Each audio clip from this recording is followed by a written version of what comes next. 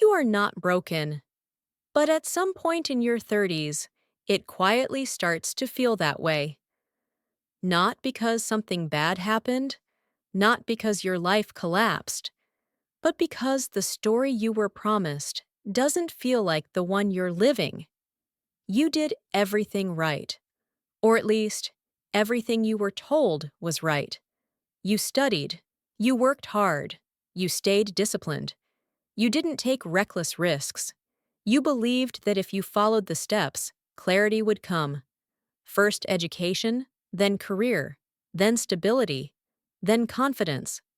But somewhere along the way, clarity didn't arrive. Instead, questions did. They don't shout, they don't demand attention, they whisper, late at night, on quiet mornings, during moments when you should feel proud, but don't. Why do I feel behind, even though I'm doing fine? Why do I feel tired? So even though I'm not failing, why do I feel lost, even though I'm intelligent? This is the part no one warned you about.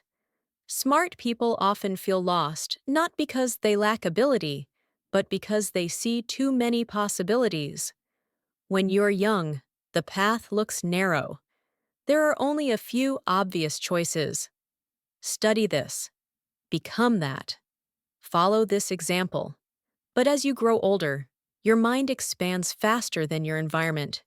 You start seeing options, alternatives, different lives you could live. And instead of freedom, it creates paralysis. Because now, every choice feels like a sacrifice.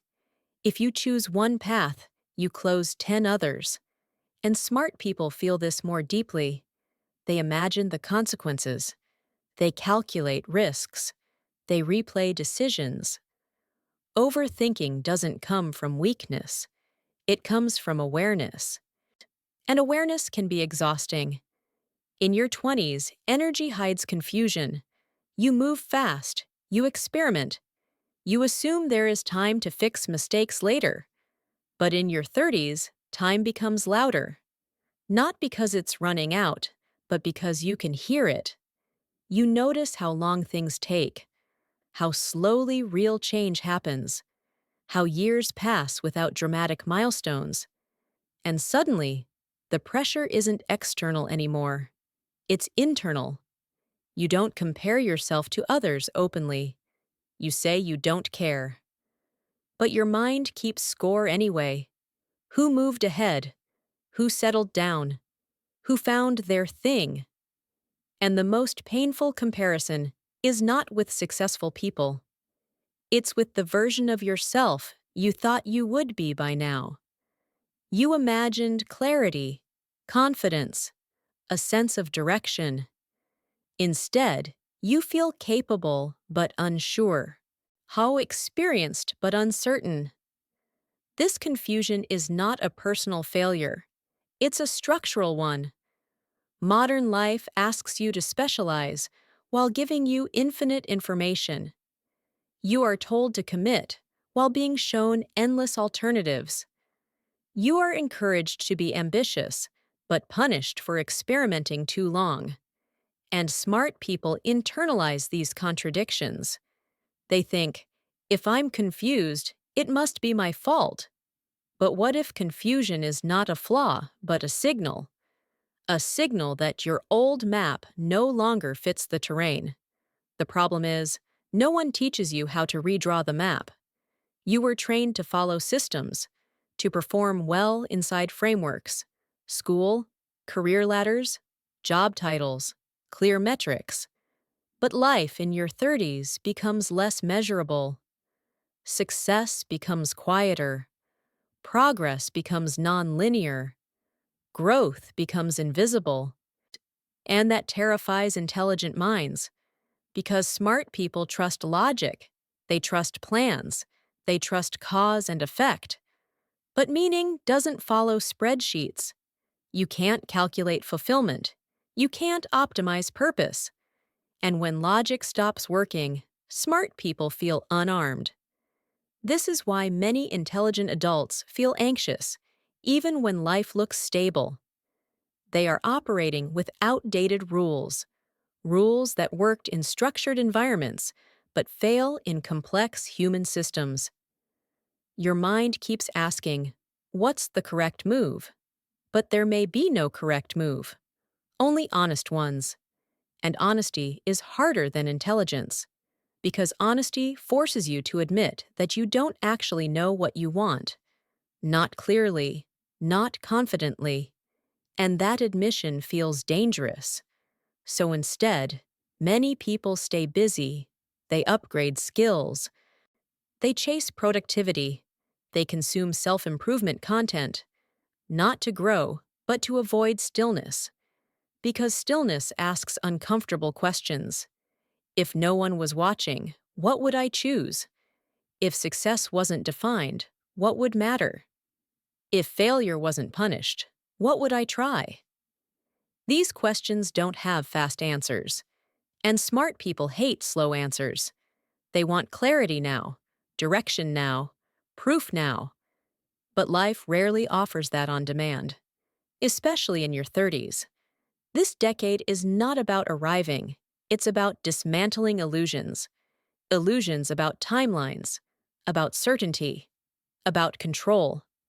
You realize that many adults are improvising, that confidence is often performance, that stability is often temporary. And this realization doesn't make you calm. It makes you alert. You start noticing fragility, economic shifts, burnout, changing values. And suddenly, the future feels less predictable than you were promised. So, you hesitate. You delay decisions. You keep options open. You stay flexible. But flexibility without direction slowly becomes drifting. And drifting, over time, creates guilt. You tell yourself you should be grateful. You remind yourself others have it worse. But gratitude doesn't erase misalignment. You can be grateful and still feel lost. You can be privileged and still feel empty. These experiences can coexist, and denying one doesn't heal the other. Here's a difficult truth. Feeling lost in your 30s often means you're transitioning from external validation to internal alignment. External validation is loud, clear, immediate. Grades, promotions, praise, status. Internal alignment is quiet, while subtle, delayed. It doesn't announce itself. It feels like restlessness, discomfort, doubt. But it's not asking you to quit everything. It's asking you to listen differently, to stop asking, what should I do next? And start asking, what feels increasingly wrong? Smart people often search for the right answer, instead of noticing the wrong direction. Your body knows before your resume does. Your energy drops before your logic agrees. Your motivation fades before your mind explains why. And if you ignore these signals long enough, confusion turns into burnout. Not dramatic burnout, quiet burnout. The kind where you still function but feel detached. You do what's required, but nothing feels meaningful. You're competent but uninspired. And the scariest part is, you don't know what you'd change. This is not because you lack options. It's because you haven't allowed yourself to want without justification. Smart people justify everything. They need reasons, evidence, return on investment. But desire doesn't work that way. You don't want something because it's optimal. You want it because it resonates. And resonance can't be defended logically. That's why many intelligent adults feel disconnected from themselves. They outgrew external scripts, but haven't written internal ones. So, they hover in between, not lost enough to panic, not aligned enough to feel peace, just suspended. If this feels familiar, pause. Not to fix it, not to solve it, just to recognize it. This confusion is not a sign you're failing. It's a sign your identity is updating. And updates are messy. They break compatibility. They require restarts. They feel unstable before they improve performance. You are not late. You are not behind. You are not broken. You are between versions. And that space, while uncomfortable, is where honest futures are built. That in-between version of yourself does not disappear on its own. It stays. It watches. It waits for how you respond to uncertainty. Most people assume feeling lost means they need more information, a clearer plan, a better strategy, another certification, another perspective. But the truth is, you are already over-informed. You don't lack knowledge, you lack trust. Not trust in the world, trust in yourself. When you were younger, decisions felt lighter. Not because they mattered less, but because you trusted time to correct mistakes. You believed effort was enough. That momentum would save you. That direction would reveal itself naturally. In your 30s, you've seen enough to know that effort doesn't guarantee fulfillment. You've watched hardworking people burn out, talented people stagnate, successful people feel empty. So your mind becomes cautious. Every decision feels heavier because you can imagine the long-term cost. And smart minds, when faced with high-stakes uncertainty, default to control. You start managing risk instead of pursuing meaning. You choose stability over curiosity, predictability over resonance, safety over alignment. Not because you're afraid, but because you're responsible. And responsibility, when unexamined, slowly replaces desire. You tell yourself, I'll figure it out later. But later becomes a habit. Days fill up. Weeks pass. Life becomes maintenance. And somewhere deep inside, a quiet tension builds. Because you're living a life that makes sense, but doesn't feel alive. This tension is not dramatic. It doesn't announce itself as crisis. It shows up as low-grade dissatisfaction, as restlessness without urgency, as motivation that comes and goes. You can still function. You can still perform. You can still succeed. But something essential is missing. Direction. Not direction as a career plan. Direction as a sense of inner movement. You feel busy but not advancing. Productive but not progressing. And the more intelligent you are, the easier it is to rationalize this state. You explain it away. You intellectualize discomfort. You call it maturity. But maturity without alignment turns into quiet resignation. Here is a hard question. When was the last time you chose something that made no sense on paper, but felt undeniably right? Not impulsive, not reckless, just honest. For many people in their 30s, the answer is uncomfortable. They can't remember. Because they learned to prioritize being reasonable over being real. Smart people are especially vulnerable to this. They were rewarded for correctness, for precision, for minimizing error. But life beyond structured systems doesn't reward correctness. It rewards congruence. And congruence requires risk. Not the loud kind, the subtle kind. The risk of disappointing expectations, of choosing a path others don't understand, of letting go of identities that once protected you. You don't feel lost because you don't know what to do. You feel lost because the old definitions of success no longer motivate you, but you haven't allowed yourself to define new ones. So you hover between who you were trained to be and who you're becoming. This hovering creates fatigue.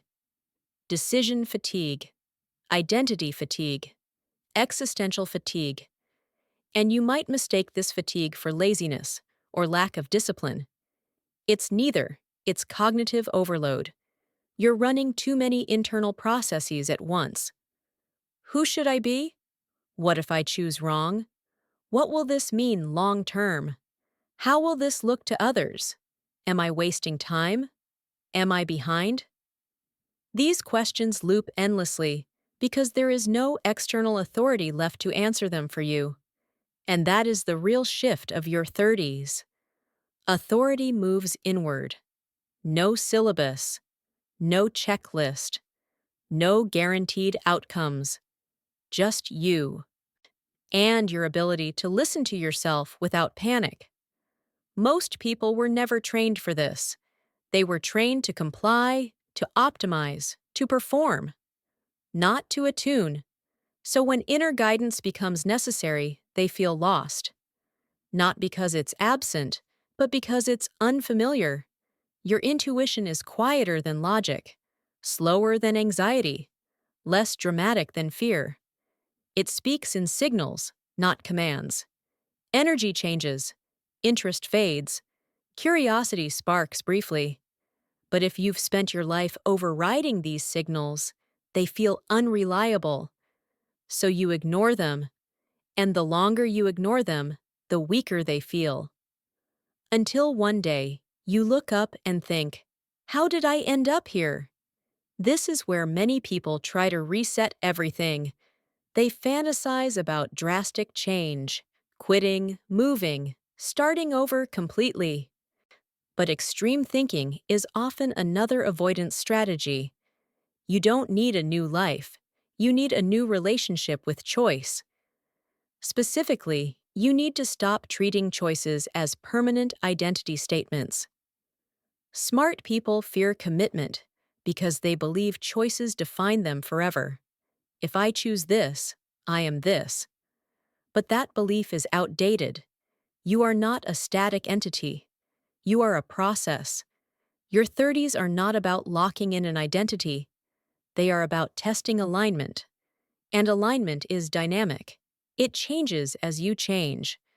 The problem is, many intelligent adults wait for certainty before moving. But certainty only comes after movement, not before. You don't find clarity by thinking. You find it by engaging, by choosing small, reversible steps toward what feels slightly more alive. Not grand reinventions. See micro commitments, small experiments, low stakes exploration, honest curiosity. But here's the challenge. These steps don't come with applause. They don't look impressive. They can't be easily explained. And smart people like coherence. They like stories that make sense. So they wait. They wait for a plan that sounds intelligent enough. They wait for a justification that feels responsible.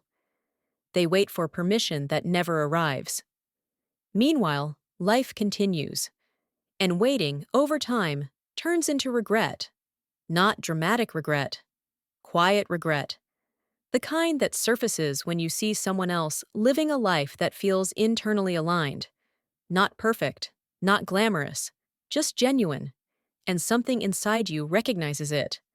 That recognition hurts. Because it reminds you that you've been postponing yourself. Not intentionally, not maliciously, just cautiously. And caution, when overused, becomes stagnation. Here's another uncomfortable truth. Feeling lost is often the result of prioritizing outcomes over experiences. You ask, where will this lead? Instead of, how will this feel to live? Outcomes are abstract. They exist in the future. Experiences are immediate. They shape who you become now. An identity is not built by achieving outcomes. It's built by accumulating lived experience that feels coherent to you. When your experiences don't align with your values, confusion grows. Once they do, clarity follows naturally. Not intellectual clarity, emotional clarity, the kind that doesn't need explanation.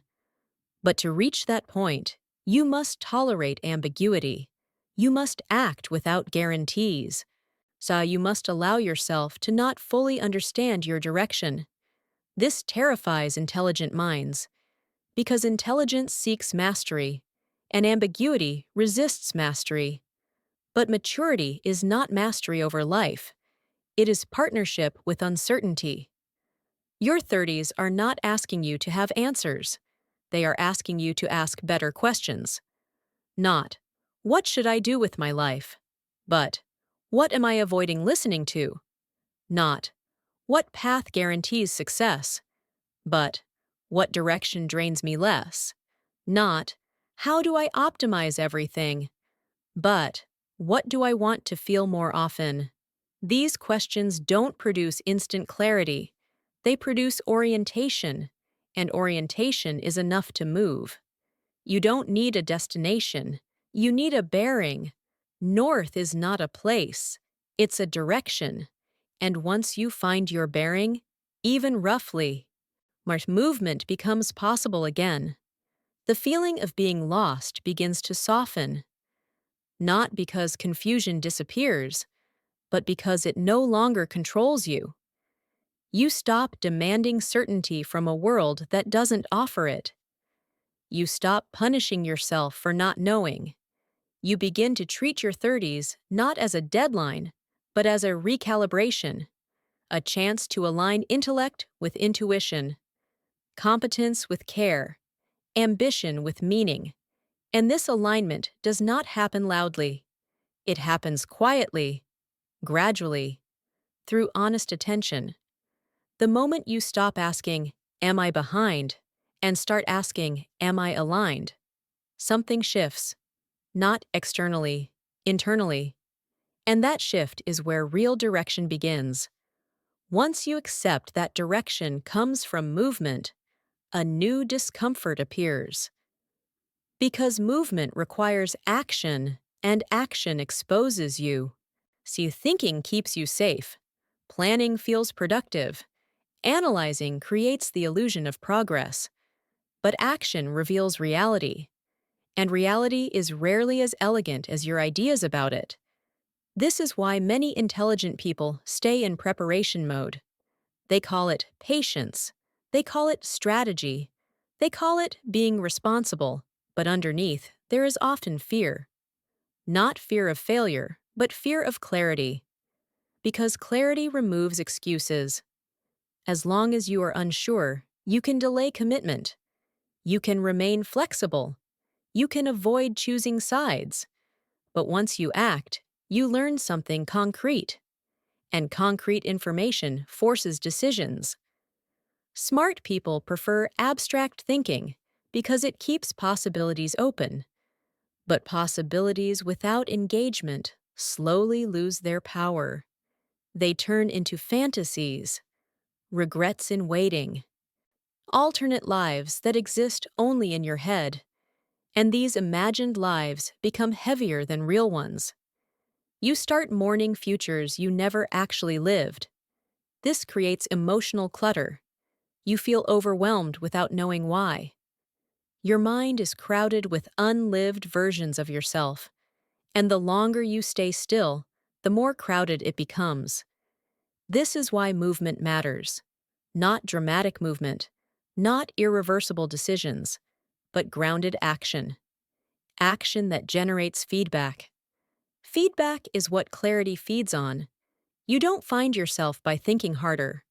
You find yourself by noticing how you respond to real situations. What drains you? What energizes you? What you avoid repeatedly? What you return to naturally? These signals only appear when you are engaged, not when you are planning. But here is the trap. See, most people believe action means commitment. They think, if I start this, I must finish it. If I choose this, I must justify it. If I go down this path, I can't change later. This belief paralyzes smart minds because they understand long-term consequences. But action does not require lifelong loyalty. It requires presence. You are allowed to test without marrying outcomes. You are allowed to explore without announcing identity. Your 30s are not about proving consistency. They are about discovering coherence. Consistency is repeating behavior. Coherence is alignment between values and actions. You can change directions and still be coherent. What breaks coherence is staying where your energy consistently declines. Yet many people do exactly that. They stay because it's logical, because it's respectable, because leaving would confuse others. But confusion is not the enemy. Numbness is. Feeling lost hurts. Feeling nothing is worse. At least feeling lost means you still care. You still want something to make sense. The danger is when you stop wanting. That's when life becomes mechanical. So the real task of your 30s is not to eliminate confusion. It's to prevent emotional shutdown. And that requires courage of a quiet kind. The courage to feel uncertain without numbing yourself. The courage to act without full explanation. The courage to disappoint expectations that no longer fit. This courage does not look heroic. It looks awkward, tentative, slow. It looks like trying something small and not being great at it. It looks like saying no without a dramatic reason. It looks like admitting, this doesn't work for me anymore, even when it once did. Smart people struggle here because they attach identity to competence. They like being good. They like being reliable. They like being the person others depend on. But growth often requires being a beginner again. And beginners don't look impressive. They ask basic questions. They make visible mistakes. They don't have polished narratives. This is deeply uncomfortable for people used to intellectual respect. So, they avoid beginnerhood. They choose mastery over meaning. And over time, this choice costs them vitality. You might notice this in subtle ways. You procrastinate on things that matter to you. You delay personal projects indefinitely. You feel more alive outside work than inside it. These are not discipline problems. They are alignment problems. You are not unmotivated. You are misdirected. Motivation returns naturally when actions align with values. But values are rarely obvious. They reveal themselves through friction. Notice where you feel resistance, not momentary discomfort, but recurring internal pushback. Notice what drains you, even when you perform well. Notice what you keep rationalizing. Rationalization is often a signal that something is off. You don't rationalize what feels right. You justify what feels wrong. This is an uncomfortable insight because it removes the ability to blame circumstances entirely. You begin to see where you are participating in your own stagnation, not intentionally, not maliciously, but habitually. Habits are powerful, especially intellectual ones. You learn to survive by adapting, by meeting expectations, by being useful. Those skills served you well, but now they may be limiting you. Usefulness is not fulfillment. Being needed is not the same as being aligned. And alignment requires a different metric. Instead of asking, am I doing well? You start asking, am I becoming who I respect? This question cannot be answered by salary, by status, by external approval. It's answered internally, quietly, privately, over time. And answering it requires honesty. Not brutal honesty, gentle honesty, the kind that admits, I am not satisfied, even though I should be. That sentence carries shame for many intelligent adults, because satisfaction feels like something you should earn.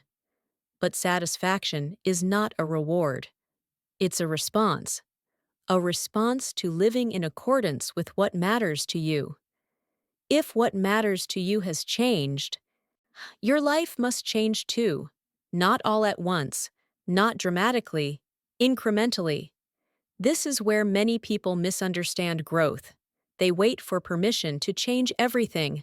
But growth usually asks you to change one thing and see what happens. One boundary, one commitment, one experiment. And experiments are allowed to fail. Failure here is information.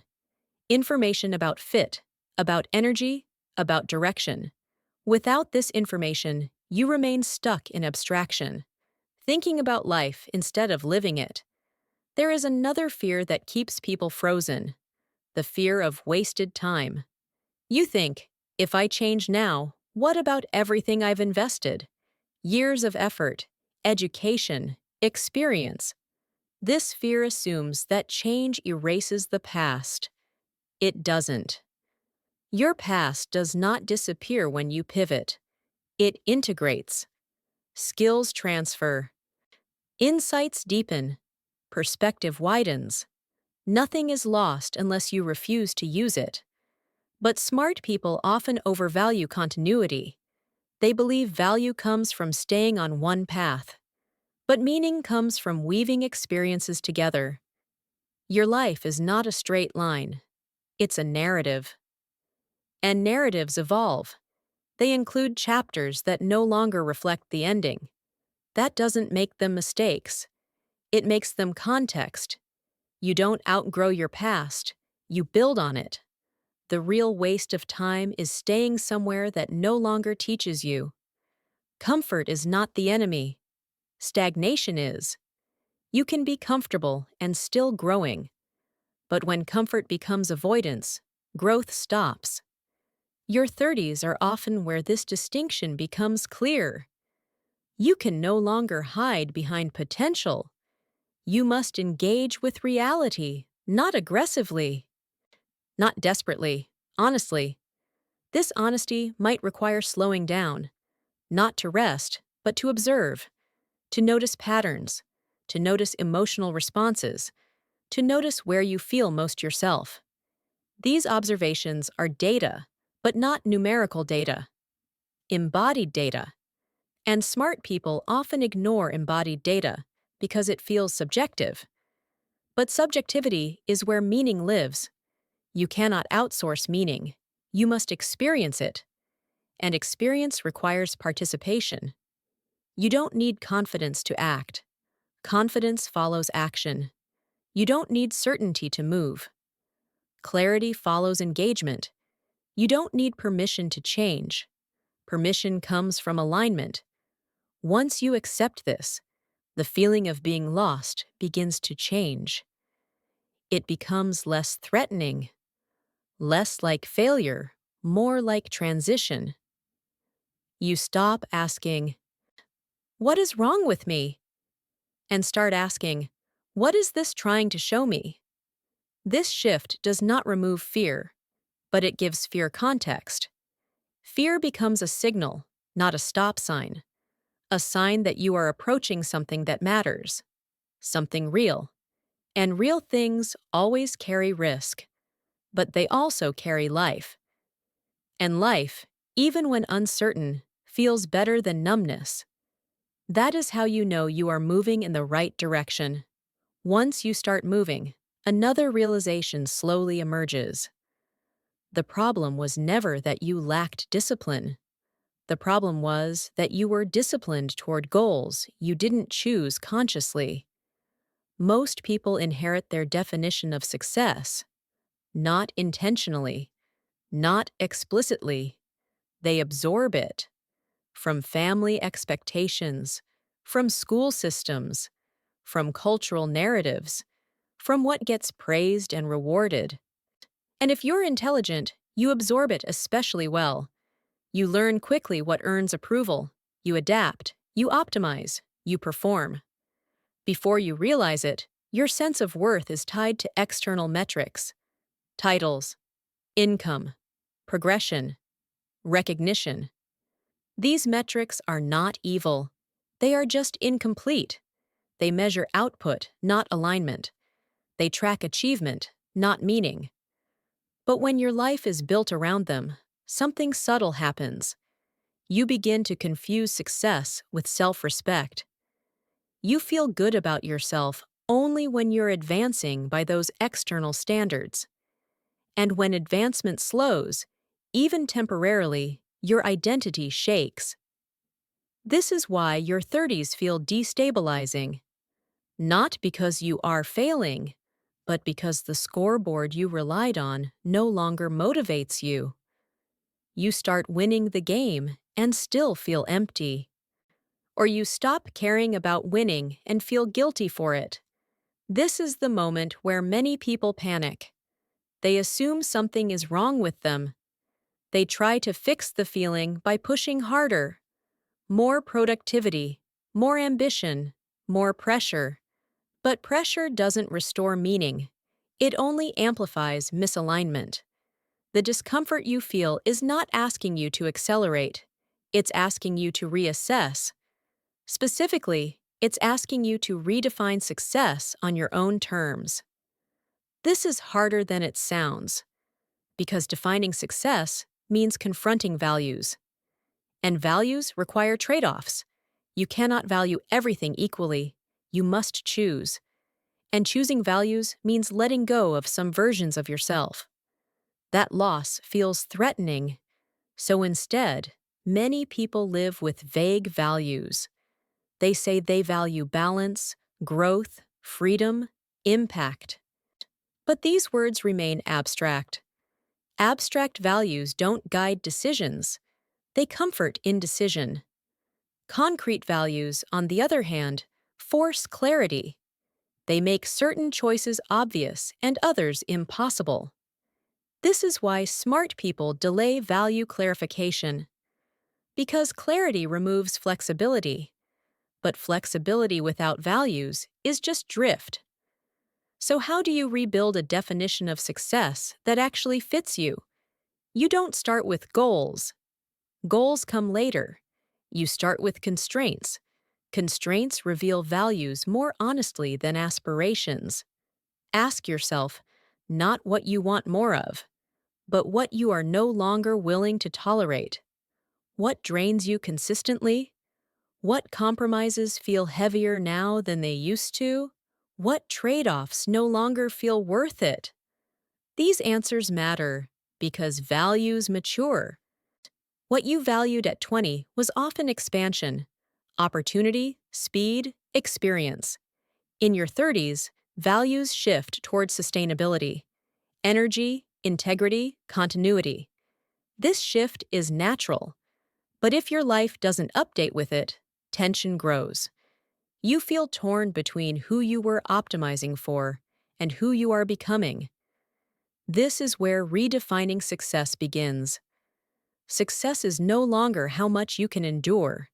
It becomes how well your life can sustain you. This is a radical shift, because endurance was once your strength. You prided yourself on pushing through, on handling pressure, on sacrificing comfort for progress. But strength without sustainability eventually turns inward. Burnout is not weakness. It is misapplied strength. So a mature definition of success includes limits, not as failures, but as signals of self-respect. See, you begin to ask, what kind of life can I live without constantly recovering from it? This question changes everything. It forces you to consider pace, not just speed, but rhythm. How fast you can move and still feel present. How much complexity you can manage without fragmentation. How many roles you can hold without losing yourself. Your old definition of success may have ignored these questions. Your new one cannot. Another uncomfortable realization follows. Some achievements are impressive, but incompatible with the life you want. This doesn't make them bad. It makes them wrong for you. But letting go of impressive paths is difficult. They provide identity. They offer social validation. They protect you from doubt. Choosing alignment over admiration feels like stepping into invisibility. And smart people often fear this. They are used to being recognized, to being the capable one, to being ahead. But alignment is quieter. It doesn't announce itself. It doesn't always look ambitious from the outside. It looks intentional, and intentional lives can appear small to those still chasing scale. This creates internal conflict. You worry about wasting potential, about underachieving, about settling. But potential is not a debt, it is a resource. And resources are meant to be used wisely, not exhausted for appearances. Your potential does not demand maximum output. It demands appropriate expression. Expression that aligns with your values, your energy, your season of life. This is a difficult concept for high-achieving minds. They equate worth with utilization. If I can do something, I should do it. But capacity does not equal obligation. You are allowed to not maximize everything. You are allowed to choose depth over breadth. You are allowed to prioritize what sustains you over what impresses others. These permissions do not come externally. They come from redefining success. Success becomes coherence between who you are and how you live. Not perfection, not constant growth. Coherence. This coherence creates peace, not excitement, not euphoria, peace. And peace is often mistaken for boredom by people addicted to stimulation. But peace is not emptiness. It is alignment. It is the absence of internal conflict. When your actions don't constantly argue with your values, when your schedule doesn't contradict your priorities, when your goals don't require you to abandon yourself. This is a different kind of success. One that doesn't demand constant justification. But to reach it, you must let go of borrowed ambition. Borrowed ambition is ambition driven by comparison, by what others value, by what society rewards, by what looks impressive. It is not inherently wrong. It just doesn't last. Borrowed ambition runs on external fuel. When the applause fades, so does motivation. Internal ambition, on the other hand, is quieter. It is fueled by meaning, by curiosity, by resonance. It doesn't shout, it persists. And persistence outlasts intensity. Your 30s are the decade where this difference becomes clear. You can no longer outrun misalignment with effort. You can no longer silence doubt with achievement. So you must choose what kind of success you are actually pursuing. Is it success that looks good, or success that feels right? Now, this is not a moral question. It's a practical one. Because success that looks good often requires ongoing sacrifice of internal needs, and sacrifice without meaning creates resentment. You might notice resentment toward your job, toward expectations, toward responsibilities you once accepted willingly. Resentment is not ingratitude. It is information. It tells you where your values are being violated.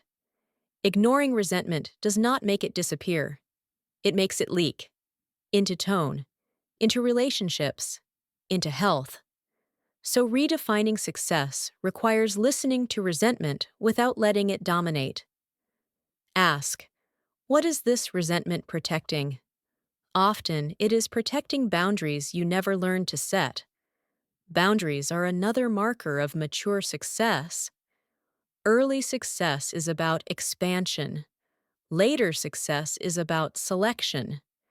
What you say yes to, what you say no to, what you preserve. You cannot have everything, but you can have what matters. And what matters becomes clearer when you stop chasing what no longer fits. This clarity is uncomfortable because it often means outgrowing environments, roles, identities.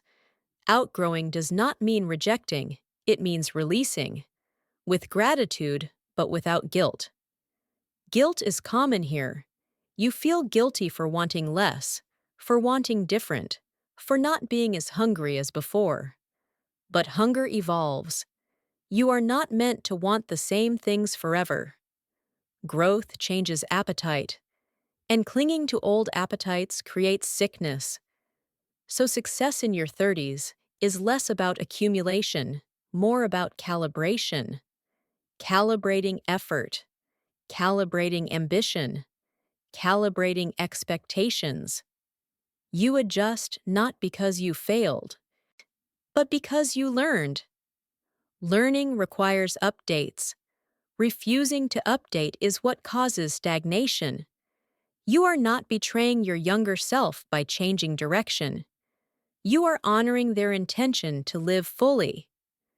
They did not struggle so you could feel trapped by their choices. They struggled so you would have options. And choosing among options is not betrayal. It is responsibility. Responsibility to your present self. This is where many people hesitate. They worry that redefining success means lowering standards. It doesn't. It means changing metrics. Your standards may actually rise. You tolerate less misalignment, less noise, less performative effort. You demand more honesty, more sustainability, more integrity. These are not lower standards. They are deeper ones. And deeper standards often require simpler lives. Not easy lives, simple ones. Lives where your energy is not constantly scattered. Lives where your priorities are not perpetually conflicted. Lives where success does not require self-betrayal. This kind of success is harder to explain, but easier to live. It may not impress everyone, but it will make sense to you. And that sense is what you have been missing. The feeling of being lost begins to dissolve when success is no longer external.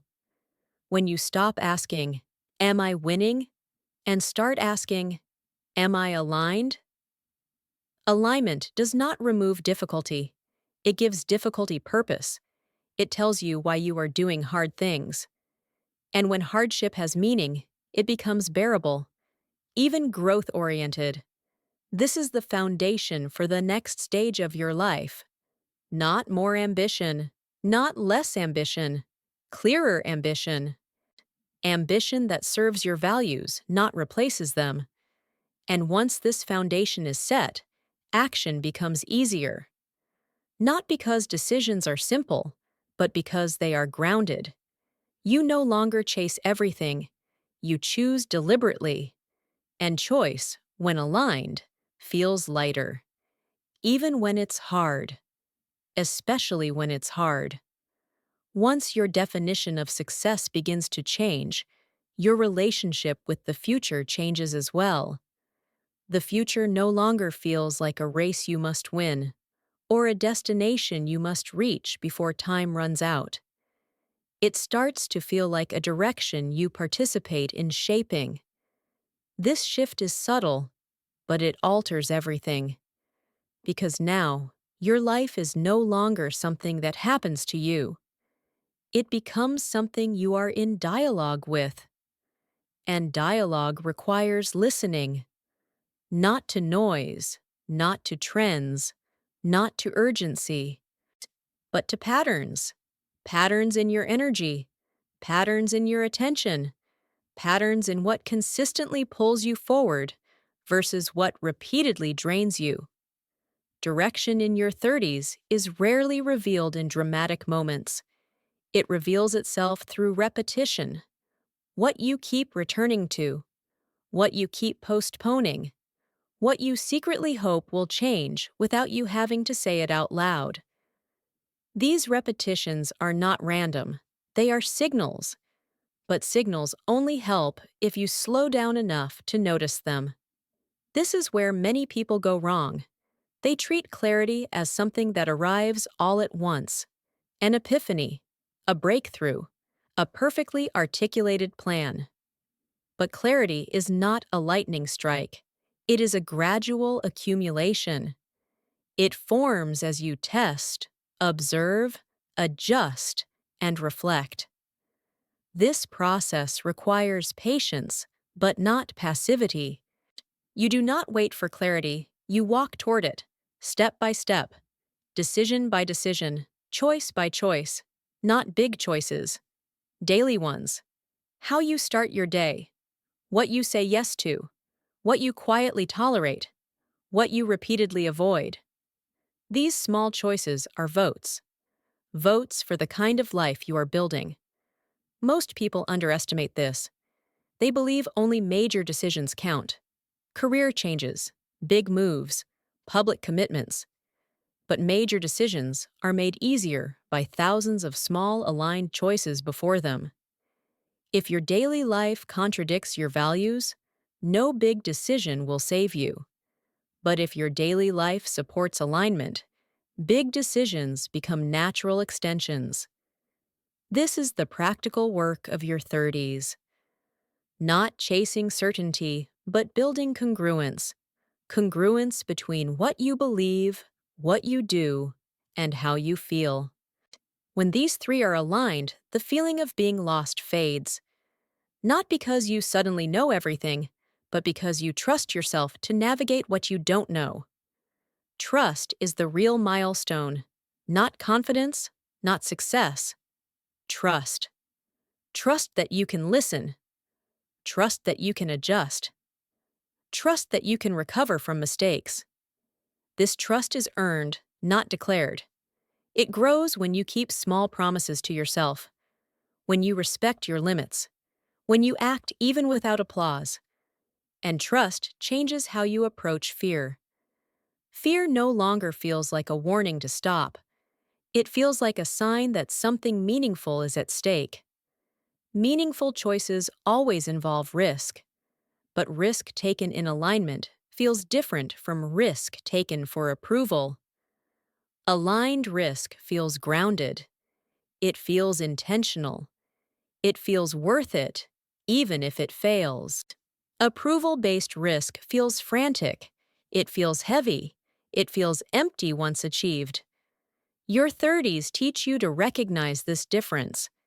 They also teach you something else, that not every season of life is about growth in the same direction. Some seasons are about expansion, others are about consolidation, some are about exploration, others are about integration. Confusion often comes when you try to force growth that doesn't match the season you're in.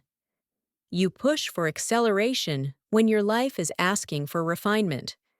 You chase novelty when your system needs stability. You demand answers when the right task is observation. Wisdom is seasonal, and maturity is learning to respond appropriately to the season, not fighting it. This is especially important for intelligent people, because intelligence can override intuition. You can argue yourself into the wrong season. You can justify pushing when rest is required. You can rationalize staying when movement is needed. This is why embodiment matters. Your body knows things your mind hasn't accepted yet. Chronic fatigue, persistent tension, loss of curiosity, emotional flatness. These are not personality flaws. They are feedback. Feedback that something in your life is misaligned. Listening to this feedback does not mean quitting everything.